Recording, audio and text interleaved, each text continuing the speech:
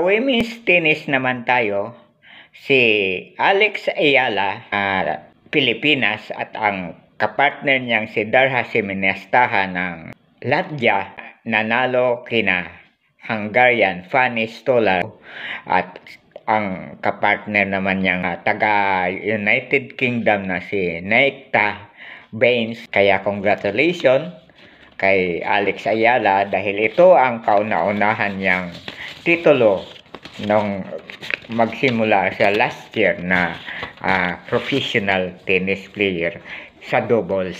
Kalalakihan naman ay nanalo rin sina Nino Alcantara ng Pilipinas at ang ka-partner niyang si Christopher Rongkat ng Indonesia laban kina Russian Bogdan Bobrov at ang Indian homebet na si Adel Kalyanpur 6-4, 6-2. Congratulations sa ating manlalaro ng tennis na si Alex Ayala at Nino Alcantara.